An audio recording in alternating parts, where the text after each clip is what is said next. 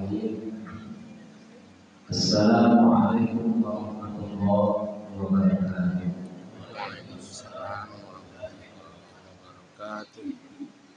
Alhamdulillahilladzi ahyana ba'da ma amatana wa ilayhi nusyur. Asyhadu an la ilaha illallah wahdahu la syarika lahu, al-malikul haqqul mubin. Wa asyhadu anna Muhammadan abduhu wa rasuluhu shadiqul wa'd. Allahumma shalli ala sayyidina nabiyil karim Muhammad sallallahu alaihi wasallam wa ala alihi wa ashabihi wa man tabi'ahum bi ihsan ila yaumil din. A'udzu billahi minasy syaithanir rajim. Bismillahirrahmanirrahim. Rabbi ij'alni muqimas sholati wa min dhurriyyati Rabbana wa taqabbal du'a. Rabbana ighfirli wa liwalidayya wa lil mu'minina yawma yaqumul hisab. Tsumma qala Rasulullah fa inna ashrafal hadits kitabullah wa khairul hadi Muhammad sallallahu alaihi wasallam wa syarrul umuri muhdatsatuha wa kullu muhdatsatin bid'ah wa kullu bid'atin dhalalah wa kullu dhalalatin finnar.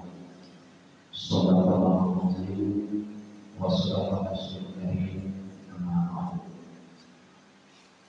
Segenap penasihat, pembina serta ketua pengurus beserta seluruh jajarannya Masjid Al-Muda Bubur Bali yang berhadir pada subuh hari ini, yang insyaallah dimuliakan oleh Allah Subhanahu wa taala.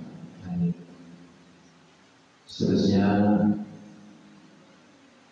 pokok masyarakat, tokoh agama, tokoh adat, ibu-ibu, mendorong pakai pemandangan. Wabil khusus Bapak Ibu jamaah khawatir, jamaah rutin lima waktu di Masjid Al-Muda Bubur Bali ini yang Allah muliakan. Kita bersyukur kepada Allah dengan mengucapkan alhamdulillah rabbil alamin, bahwa pada subuh ini kita diberikan Allah kesempatan juga kesehatan sehingga kita bisa hadir di ruangan masjid ini dengan satu tujuan kepada ibu jadinya kemudian kepada Allah Subhanahu wa taala. Mudah-mudahan seluruh rangkaian amal ibadah kita, baik yang telah, sedang maupun yang akan dilaksanakan nanti, Allah terima sebagai amal soleh yang diridhoi kita. Amin ya rabbal alamin.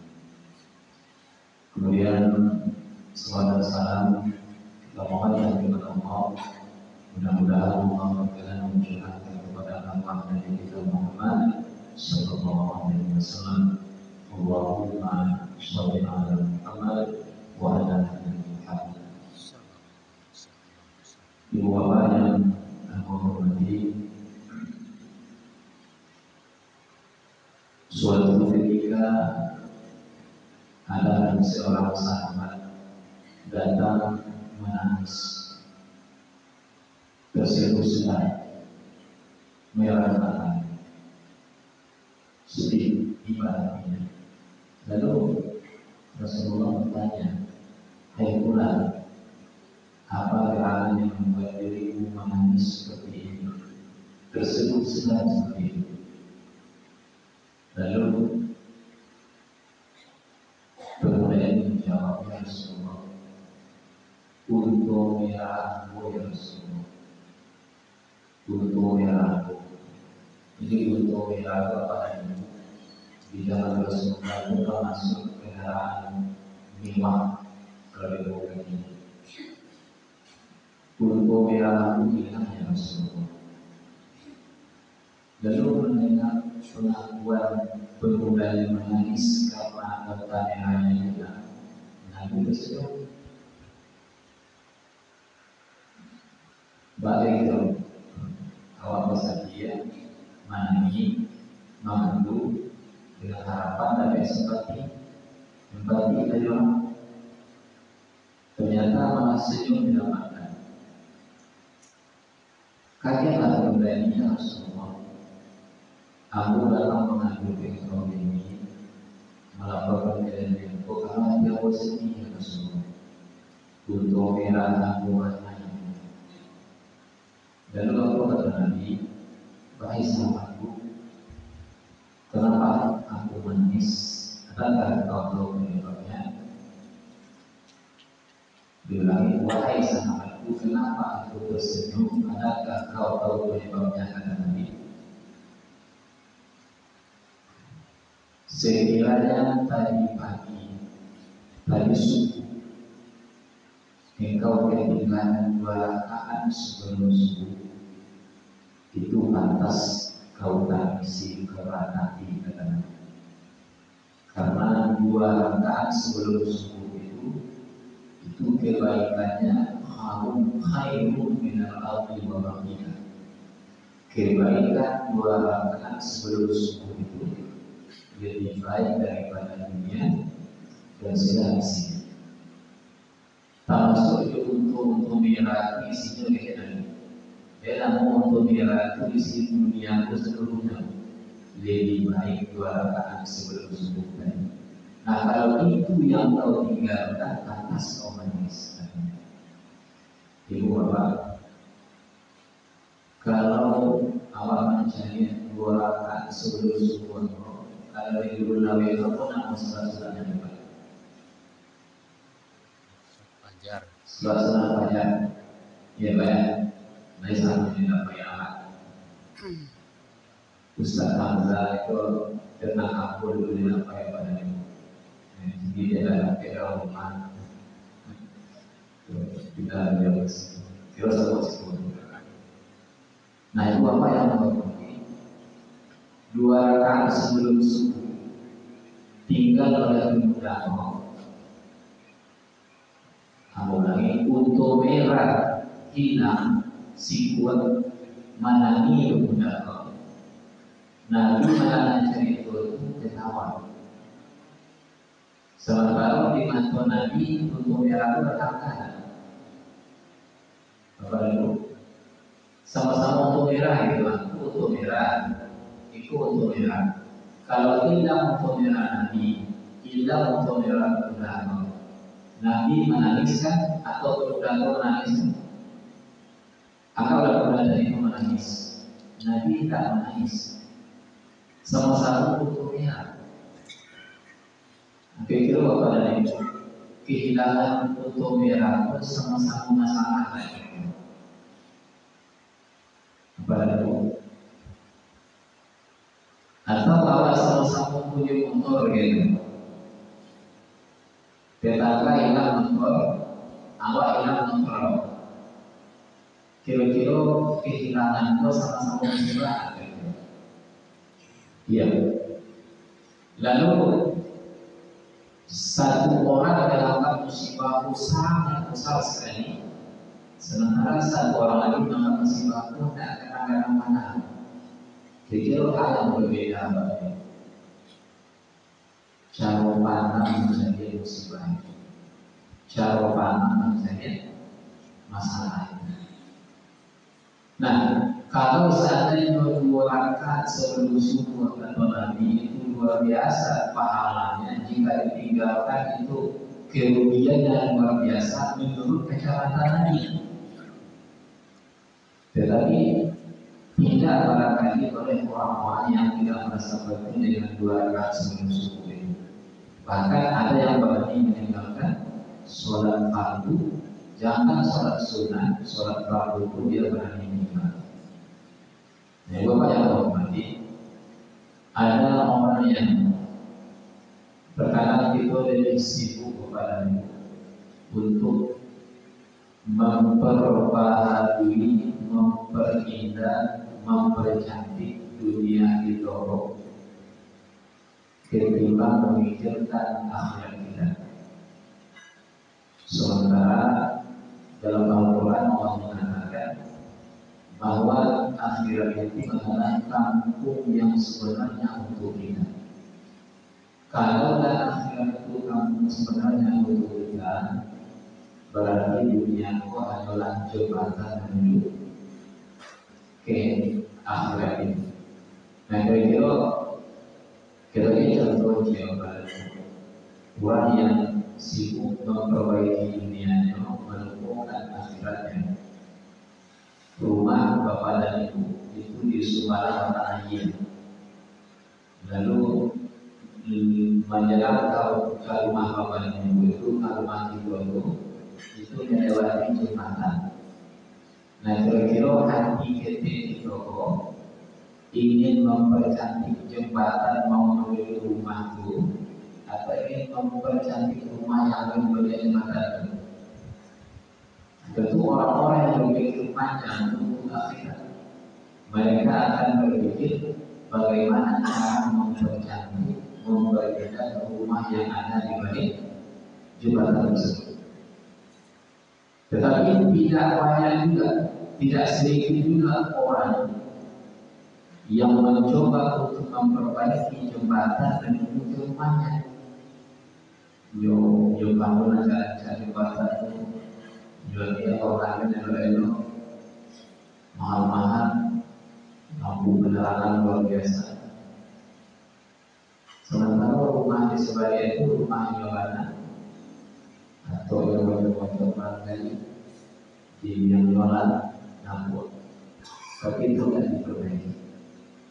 Apapun yang menghormati, maka kita yang hidup di atas dunia ini, yang menganggap bahwa dunia hanyalah wasilah, hanyalah jembatan untuk mempertemukan kita sampai di kampung yang sebenarnya, tentulah kita akan berusaha untuk memperbaiki kampung kita itu atau rumah di kampung kita itu ketimbang memperbaiki wasilahnya.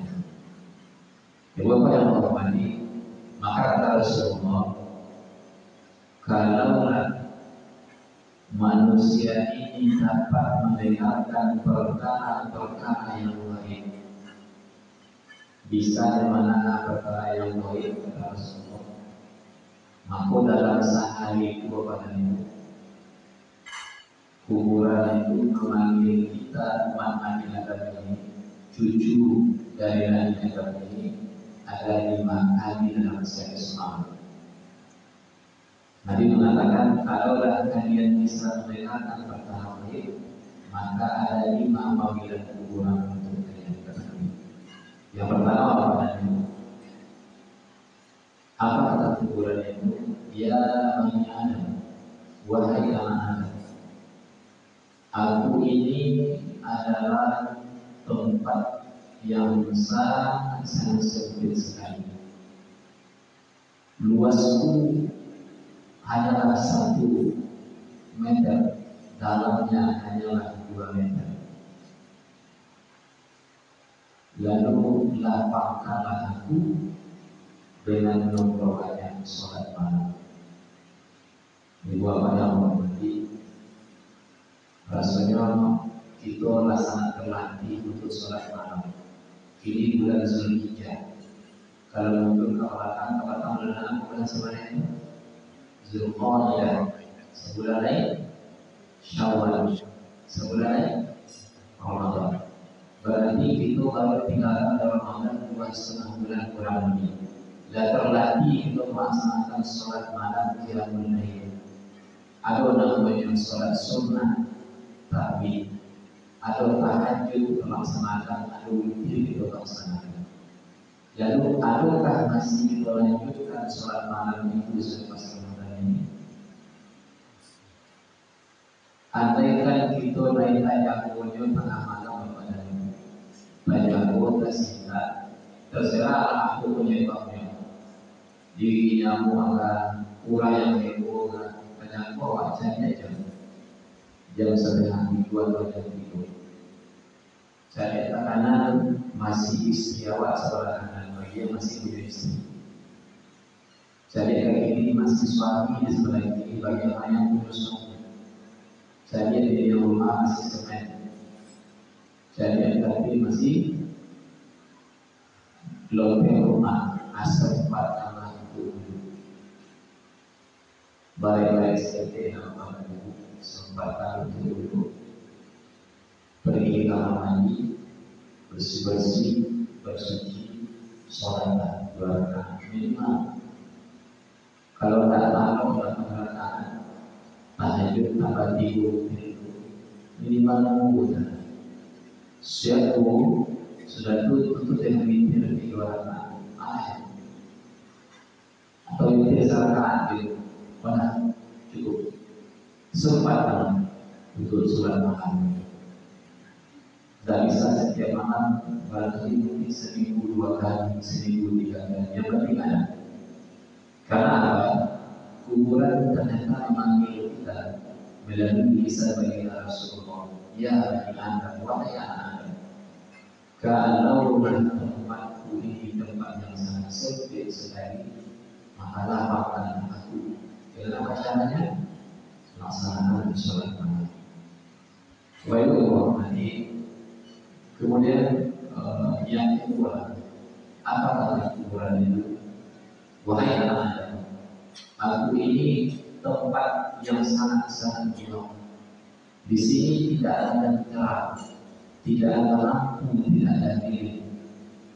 Maka terangilah aku pada kuburan itu dengan memperbanyak baca Quran.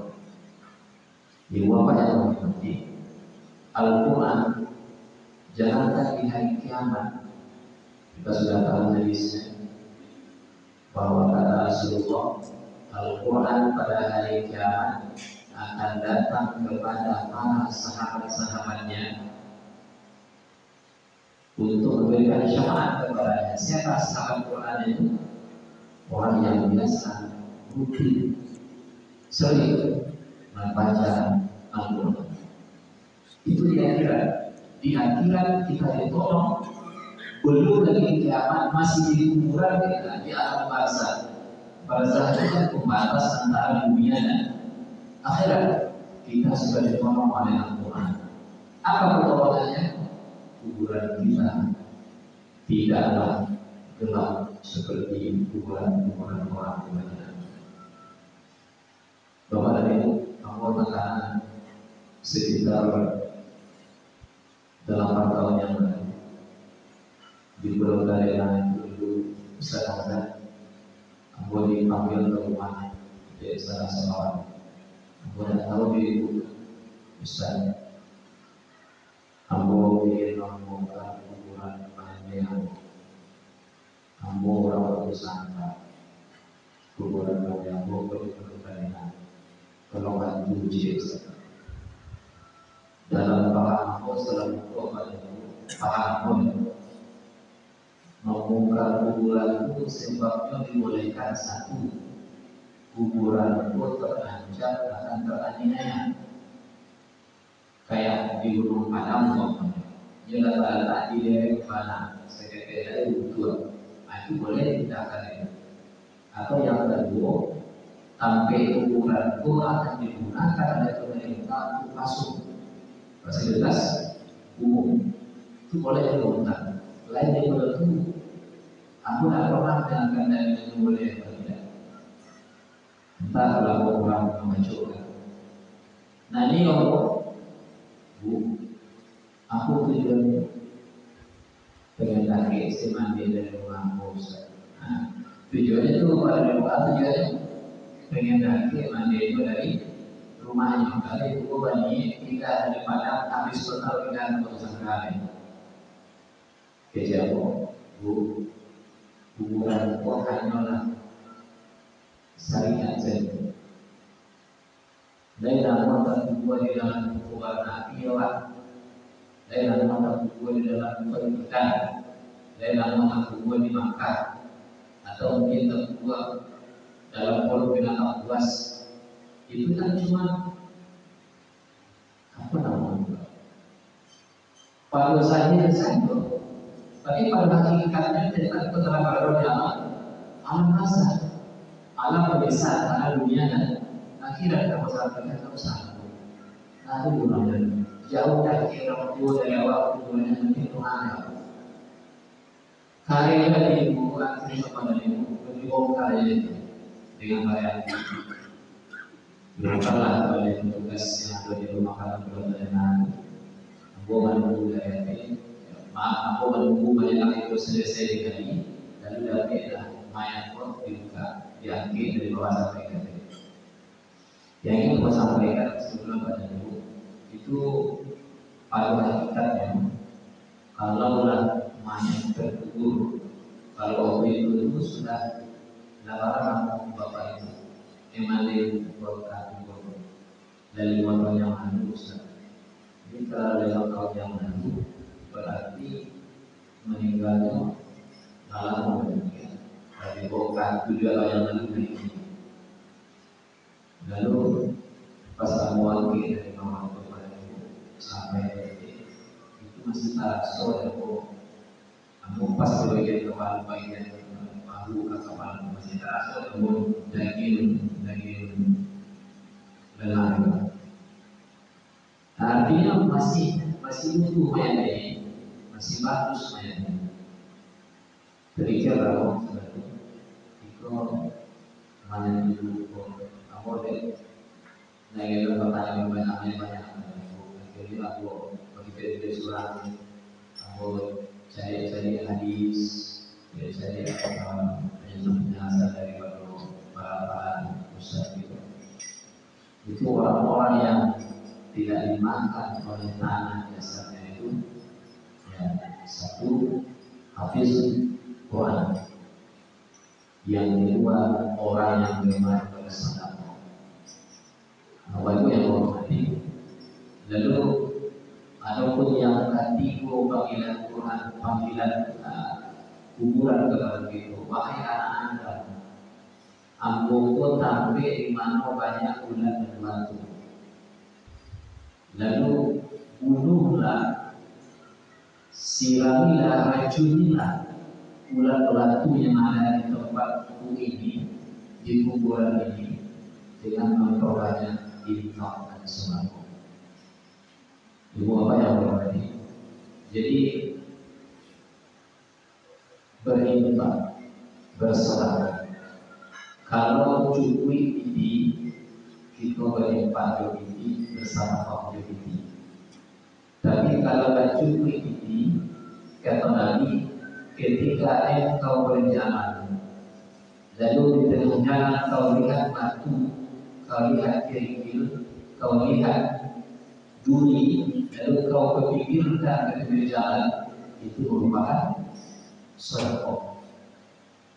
Tabassumuka fi wajhika li akhika sedekah. Senyummu di wajahmu kepada saudaramu sedekah. Kalaulah ma'anjaan kerikil batu duri dari jalan ke pinggir jalan itu sedekah. Hadir kawan kepada ibu sana itu bantahan kasih pada jalan juga polisi lalu. Apalagi dari negara Muslim. Setiap orang lewat, ibu polisi lalu. Saya ditinggikan menyertai jalan. Ada itu tujuannya. Itu setiap orang lewat memukul, apalagi setiap usaha orangnya kamu harus sobat. Besoknya tentu ya kira. Wajah yang macam Ustaz. Jadi kan tidak segala macam berjalan. Dan jalan pun kan nomor prioritas semua. Kenapa kita berani meletakkan polisi malu untuk gue berani tinggi mengenai gue? Kota apa yang menggunakan pun tidak banyak nama Tuhan. Tidak banyak.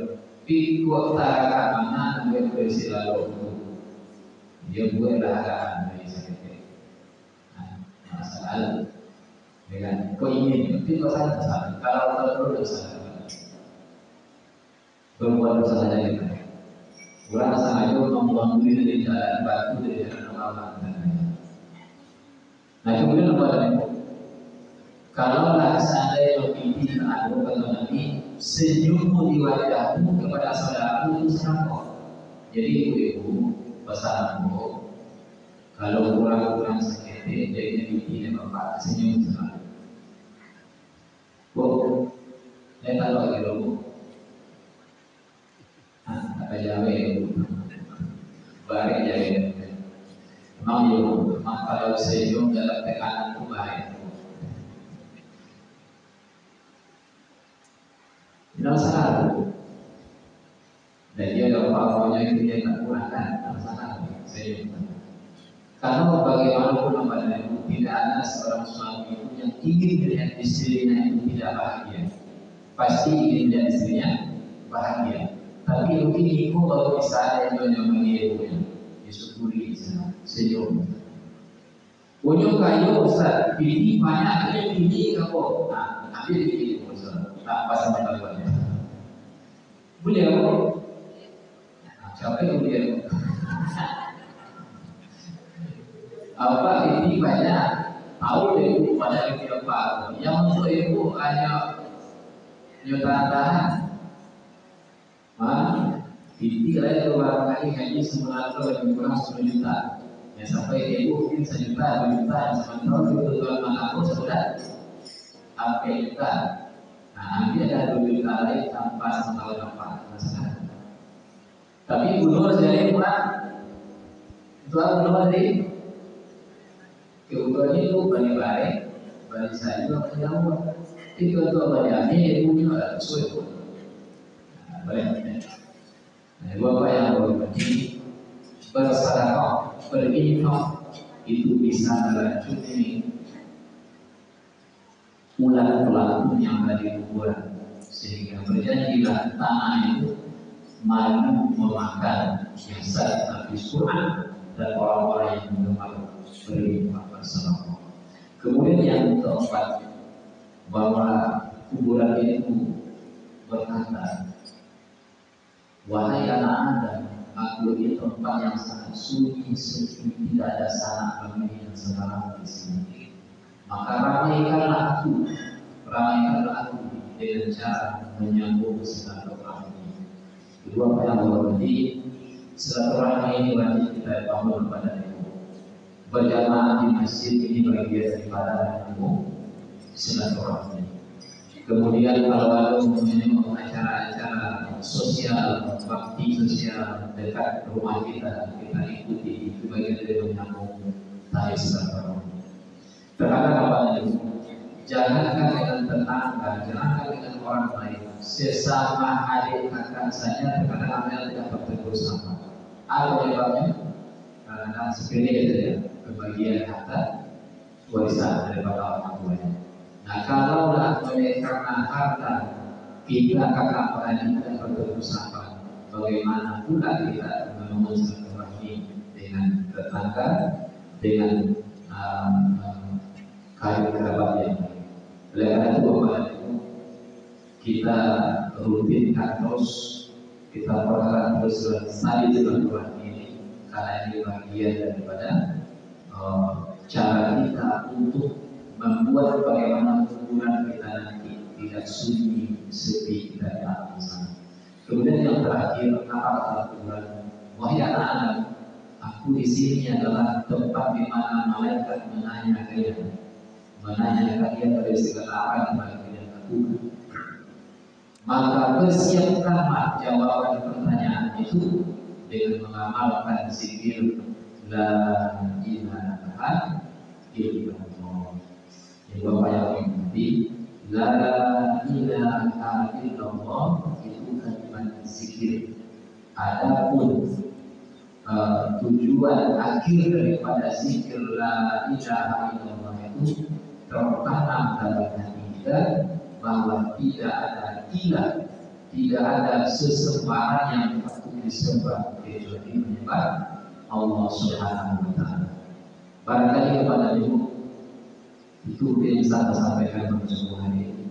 Kalau ada pertanyaan daripada ibu, satu dua pertanyaan silakan. Ada apa dulu? Tidak ada. Baik, kalau tidak ada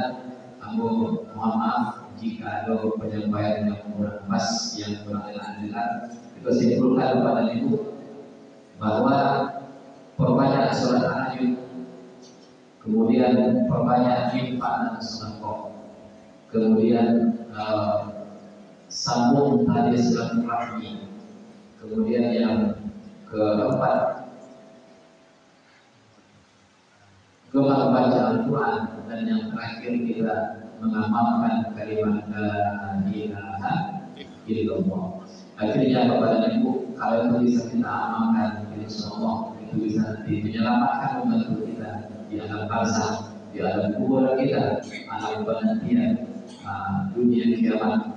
Apakah nanti kita akan bahagia dalam surga Allah Subhanahu wa Ta'ala, atau mungkin sebaliknya kita akan menderita oleh siksa di neraka. Tentu kita berdoa bersama-sama, semoga Allah berkenan mengampuni segala dosa kesalahan kita sebelum dicabut nyawa kita oleh Allah Subhanahu wa Ta'ala.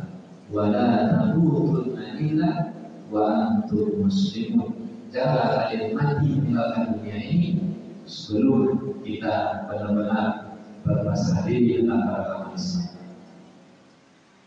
Kita tutup dengan pertemuan majelis. Subhanakallahumma wa bihamdika asyhadu an la ilaha illa anta astaghfiruka wa atubu ilaik. Alhamdulillahirabbil alamin. Assalamualaikum warahmatullahi wabarakatuh.